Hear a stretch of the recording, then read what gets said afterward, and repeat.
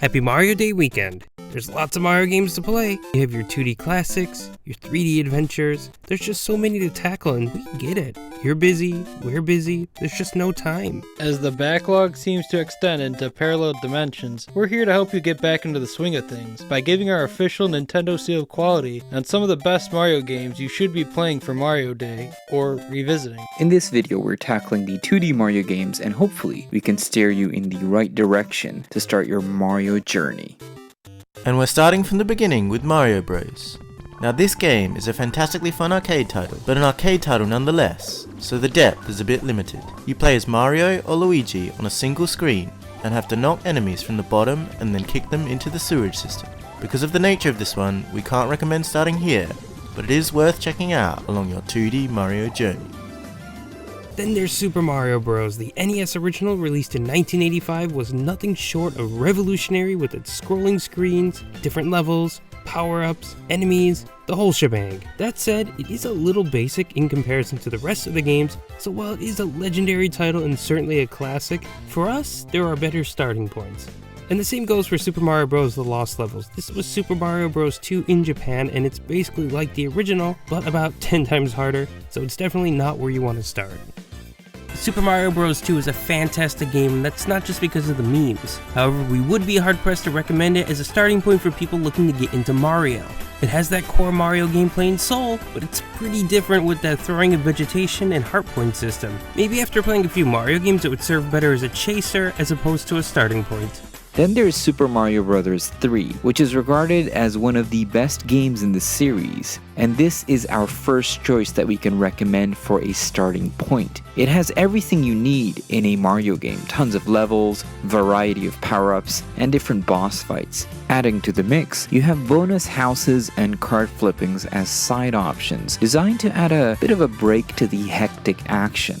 The difficulty is a bit of a hurdle though, and while it's no Lost Levels, it's no walk in the park either.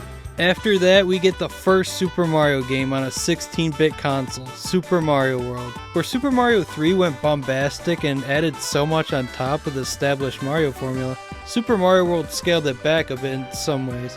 You have a sprawling world with different themed levels and locations, but they simplified the power-ups, although the staple mushroom and fire flower remain, in addition to the cape, which takes the previous Raccoon Mario to all new heights. And who could forget Yoshi? The lovable green dinosaur made his Mario debut here, and will go on to be a huge part of the series. Along with Mario 3, Mario World is a fantastic contender when considering a starting point.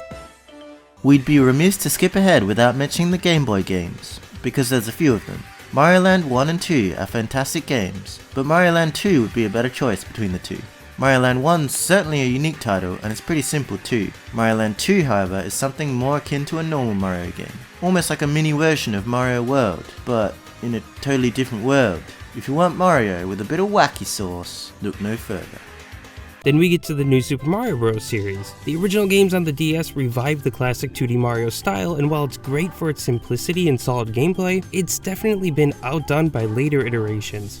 New Super Mario Bros. Wii is the follow-up to the DS title, and while it's another really solid entry to this series, it's a game that doesn't really push the Wii since it's based on the bones of the DS original, though this one certainly has more enjoyable charm with its 4-player co-op. It's a safe choice for a starting point. Sadly, it's less accessible than other Mario games because it's stuck on the Wii. However, you shouldn't fret, as the sequel, New Super Mario Bros. U, is available on Switch now, and it's most likely the best of the new Super Mario series. So, if you have to play one of the new games, this is the one. It's expansive and has a few unique power-ups, although they are a bit derivative. While fans of the series may lambast these games for their perceived lack of originality, it's certainly a fantastic way to get into the series.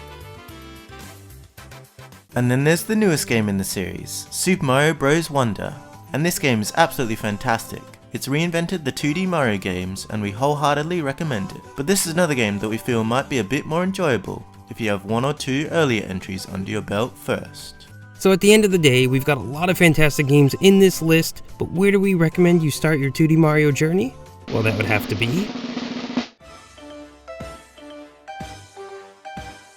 This may or may not be a controversial choice, but we feel that Super Mario World is the perfect place for beginners to come in. The 16-bit graphics still hold up to this day, and the gameplay is still unique whilst being simple enough, unlike the overwhelming Super Mario Bros. 3.